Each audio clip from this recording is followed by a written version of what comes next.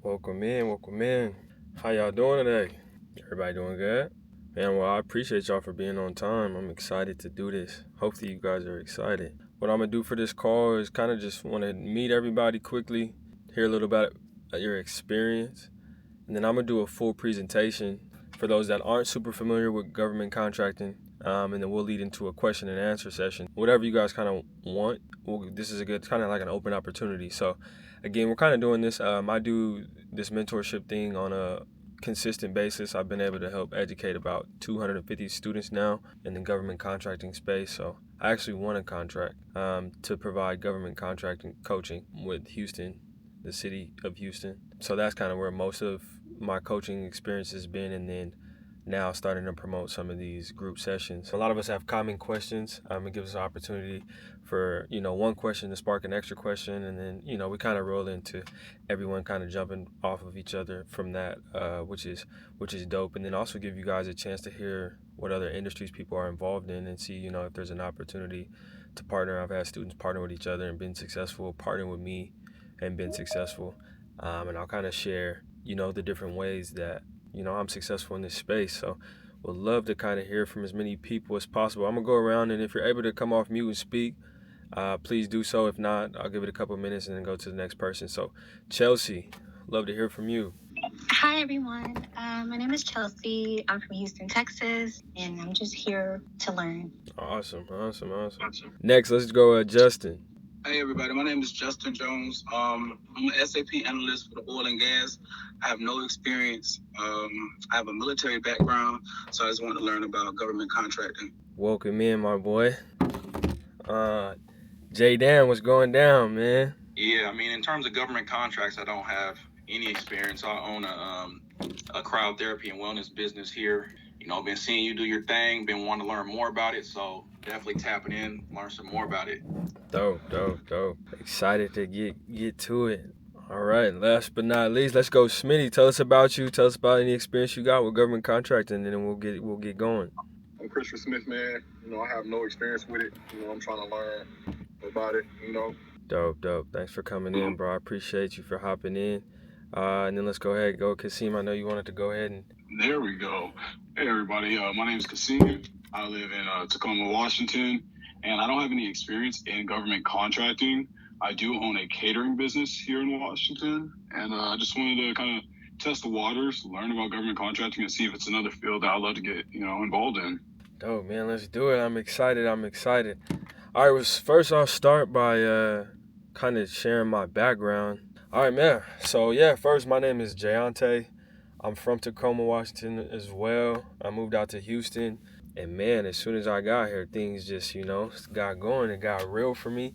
I started a business doing party buses because that's just what everybody was into in Texas. Houston especially was partying, turning up, and fellas with, very successful businesses jumped out to me. So one, that started off the party bus venture, and then another one, I worked with a nonprofit, Push for Dreams, with a close family friend that I've known all my life, really. He helped me kind of get going with the marketing support. My first venture was a flop, like the party bus thing, complete flop. But I was able to, reach out to one of the partners, my second partner that I had with the nonprofit, and he kind of just let me know, like, bro, if you got a gap, I got a gap. If you see a gap and you can fill it, I can compensate you for your time. But that started off like the staffing side of my agency. So that's really like the largest portion of my agency, where I was being able to staff these events for this nonprofit.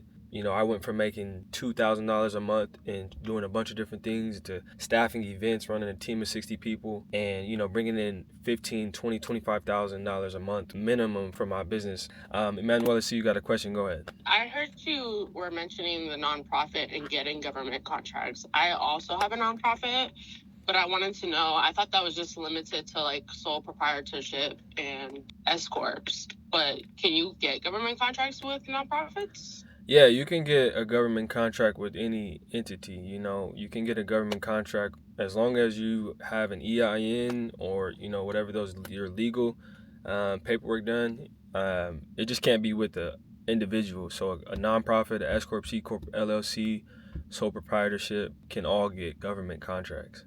Okay, thank you. No, you're welcome. But yeah, so I essentially started off as a subcontractor. So I'll kind of go over what that means. The nonprofit I was working with didn't get extended on their grant. And I learned about government contracting actually from a conference I went to out in Atlanta.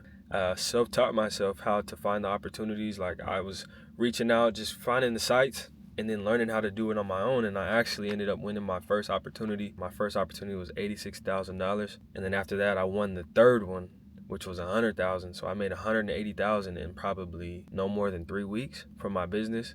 And then that just kind of continued to roll in. And I just kind of continued to, improve and learn how to delegate now. And I'm really excited to go over these slides with you guys. So before I kind of go over the slides, any quick questions that hit the top of your brain? And if you have a question and you kind of want to just shout it out, raise your hand and I'll stop to make sure you have a chance to ask your question. So let's do it. So this first slide, government contracting from zero to your first contract. What we'll walk through and what you'll walk away with tonight is how government contracting works, how to pick your lane and get started in the right lane for you, where to find opportunities and how to start bidding, and then you'll have a clear next step in order to, dive deeper into this government contracting space. Today's agenda, so we did a little bit of a welcome introduction, then we'll get into how government contracting works. We'll go into setting up your business, your registration, and then picking your lane, and then we'll get into finding opportunities, starting to bid. We'll dive deep into mindset of government contracting. And then the majority of this session will be our Q&A, where you guys will have a chance to ask live questions. I'll be able to pull up my research tools, Claude, AIs, and show you kind of how I prompt and show you guys the websites that I use and really just give you as much information for free really right now as I can in this next hour and a half. And then we'll go into some of the mentorship programs that I have and how to get you started and the specials that we have for that. So let's do it. Who am I? Jayante Foster, prolific success founder. I started this journey in government contracting in 2022. And my business from the start has made at a minimum $400,000 a year, $400,000 to $500,000 a year range for the last 4 years. This year we already hit the $350,000 mark by quarter one and just signed another $300,000 contract literally like a week ago. So I'm on pace to be kind of where my goal is. My goal is to do $100 million in revenue in 1 year. Obviously, those numbers are not net. That's not what I take home.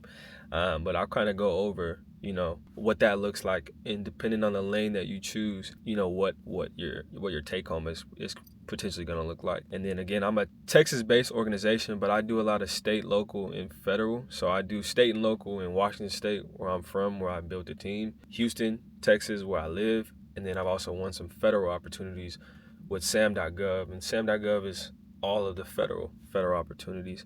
So how government contracting works. First of all, what is government contracting? Let's start there. Government contracting is very simple, but that doesn't always really make it easy. Simple doesn't mean easy. It does take time. But government contracting is essentially just adding the government as your client for your business. The government, they purchase products and they purchase services from business owners. They do it through a solicitation process, which is the bidding, where you're finding the sites, you're finding and reading the work that they're looking to purchase, and then you're putting in a proposal or your bid and you're submitting it. And it's a competitive process. That's essentially how you win. So literally, I've seen opportunities where a company won because no other company bid. Like they put that in the award notice. Hey, this company XYZ has won this opportunity due to no other bidders. And I've also been a part of opportunities where I've bidded against 200 different businesses on the same contract where they're only gonna, award one contract. So it's a competitive process. And the trick that I found is it's a numbers game. You want to bid. You want to put in as many bids as possible. And obviously you want to work on your quality and your pricing as much as possible. But if you bid 100 times, you're gonna win. One contract can create a multi-million-dollar opportunity for your business. You can create a business and have a multi-million-dollar opportunity off of one contract, or you can stack up a couple, whatever that might look like. So who buys? So the government purchases products and services on 3 different levels of government. The federal, which is SAM.gov, your state, which is going to be your state wherever you're living or wherever you want to bid, and local. Local is going to be your counties. Locals is going to be your cities.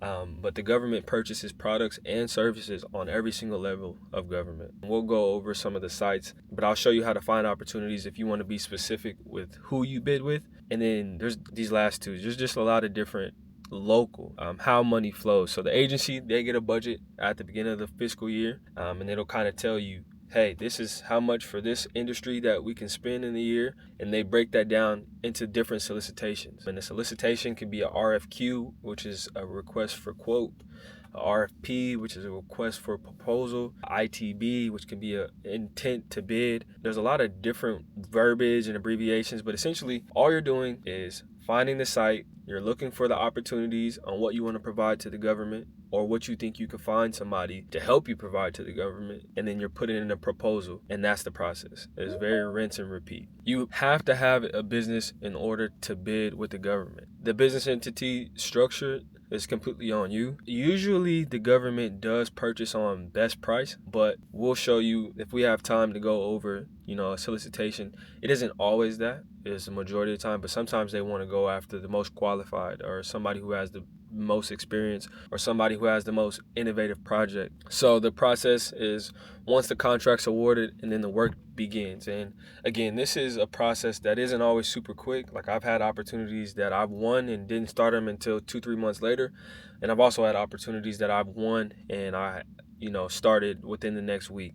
One thing to keep in mind, a lot of people kind of have this question. It's like when I say, hey, $300,000 contract that I just won, that doesn't mean that the government's coming and they're just dropping off a $300,000 check in my bank. That's actually not how it happens at all, right? So the government, they usually purchase the products and services on net 30 terms, meaning they pay 30 days to 60 days after the work is complete. So that's specifically by contract on what that looks like. They'll have payment terms. So I had contracts where I can invoice for the work that I did within that 30 days every single month. The payment terms really is determined on the contract and what those payment terms are, but don't expect to win a contract and get that money jumped into your account. It's usually not how it happens, but the payment process is an invoice process. Myths to drop now. You need connections to win. A lot of people think, and I would say like with the way the world works, having connections is huge, but that is not the way you win. I didn't know nobody and I won an opportunity on my first bid. The way you win government contracts is by putting in the best proposal. They will list their evaluation criteria, which is just how they grade. It's like the rubric. How they're going to grade your proposal is inside the solicitation. It'll tell you exactly what you need to have in there and what they're looking for in terms of a high score on that evaluation criteria wins the contract. It's only for big companies is another myth that a lot of people have. And sometimes, I'm cutting that, sometimes the government actually is looking for new companies to do these projects. The only time they're going to really only go after big companies is if they state, hey, you have to have made $1 million, $5 million a year, or manage X.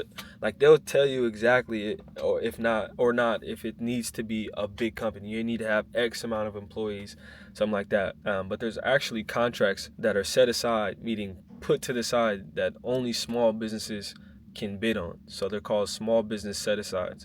There's different advantages with government contracting. For somebody I know, they just said that they work in the military. Veteran set-asides. You have a veteran small business set-aside. You have a service-disabled veteran small business side. You have a woman-owned small business set-aside with the federal government, and which are little advantages you have compared to these larger corporations. I see we got a question. Go ahead. Okay, so say a requirement for the contract is you need a revenue of $5 million annually, right? And you have a certificate right now with the government for, hold on, I'm working on a cert right now that's like for small women businesses. I think it's SWB cert. So wouldn't that be conflicting since they have it registered under the IRS that, look, she's making less than that, but you're enrolling into that? So how wouldn't that be like conflicting narratives? Does that make sense? Well, if you don't qualify, you don't qualify, right? So if there's an opportunity, when I'm saying that number, that doesn't happen on every single opportunity. It's only specific opportunities that list that specific requirement. So if you have a certain set aside, your woman-owned business set aside, which is different from all the other contracts, which I'll show you that on sam.gov. But if you have a certain set aside, that only woman-owned businesses can bid on, but they're also having a requirement of, hey, you have to have managed $5 million a year. That's an extra requirement for that specific contract. If you don't meet that contract, it's just not for you. You move on to the next. With government contract, you focus on what you're bidding on now, you get it in, you move to the next. We're trying to bid in as many bids as possible. So if you don't meet a requirement, or you don't know anybody you can partner with or subcontract with that meets that requirement, then just move to the next opportunity. There's tons of work. But good question. Another question that people have is you need to be certified in order to start, and that's also not true. I won probably $500,000 worth of contracts without having a single certification. Certifications help, in terms of a competitive edge in certain areas, but they're not a requirement. And then the last myth is it takes forever, not worth it. I'll say it's going to be different for every single person that is on this chat. Some people may find opportunity and win in their first month. Some people may not win in their first 3 months. I'm experienced and I have made X amount of dollars. And last year, I didn't win a bid for 6 months with everything going on. But I didn't stop. I didn't bid for 6 months. January 1st, I started getting messages about $300,000. That's that opportunity that's going to come in. You really don't know when you're going to win or what opportunity is going to win. It's all about just putting in the best quality proposals and then building systems to rinse and repeat. Next, setting up the right way, what you need before you bid. So 1, like I said, you need to form your business. 2, you need to start thinking about the strategy and what type of contractor you're going to be. Are you going to be somebody who does the middleman method, meaning you find and you bid on the contract, but you use subcontractors and manufacturers to help you fulfill it? Are you going to be somebody who's just a general prime contractor? You're finding work. Are you only bidding on real estate and construction opportunities that you can fulfill yourself and with your internal team? Are you going to be a subcontractor, meaning you're going to find prime contractors and, reach out to them to help them fulfill, the government contracts? Or you're going to be a little bit of both? My business, I'm a prime contractor, meaning the contracts are in my name and my business name, and I fulfill the work with my internal team myself. And I'm also a middleman, meaning I'm also still a prime contractor, but I use subcontractors and vendors to fulfill the scope of work. And my job, how I get paid, is by adding the margin, ensuring that work's delivered on time, making sure it's compliant, doing the invoicing, making sure the reporting is on time. Once you have that idea of who you want to be, then you start the registration process. It's at sam.gov. That's doing the research to figure out where and what your state and local bidding sites are, and you're signing up there. Before you even get certified, you're starting to bid. You need to bid, start building the processes, getting familiar. Everyone that's on here, if you never see an opportunity, you're going to get overwhelmed. It's a shit ton of reading. There's a bunch of reading. But I know how to break down these proposals. I'll share with you how to break down and simplify these proposals so it's not so overwhelming. You'll be like, okay, it's actually really simple. It's just words. A lot of this is template. There's key areas within this where I can know exactly what this project is in the first 20 minutes. So for instance, I have had opportunities that I found in the same day, the opportunity to, do the government contracting coaching. I wrote that, I found it, I wrote it in 4 hours, and I submitted it, and I won $100,000 for 4 hours of work. Literally found it, read it, did the proposal as soon as I found it, and was successful in that. I wouldn't say that's the best way to do it because, it's a lot of work, and you want to make sure you're organized and, getting stuff done on time. But it's like I said, it's very simple. So I kind of spoke on this a little bit, but I'll go more into detail exactly what this is. So a prime contractor, you are the main contractor. You sign the contract with the government. You are responsible for all deliverables. I like to be the prime contractor. That's because I have services that I can provide to businesses that I can also provide to the government. I know what the pricing is. I know how to get the work done. Best if you have capacity, experience, and can carry the full scope of work, high revenue. So this is where I make most of my money. Like if I say I found a $300,000 opportunity and I want to bid and fulfill it myself, this is how I'm going to make the most money because you are in control. Question. Yes, sir. Since you're on this topic, I didn't want to take too much time. I was looking at an opportunity, I want to say it was dealing with here in Texas, locally on sam.gov, where you have to order out some carts. Would that be like a middleman method or? Good question. I'll break that down for go-karts. We'll just say it's go-karts, right? So if I'm a prime contractor and I say I want to be a prime and fulfill it, that means that I already am manufacturing and developing go-karts.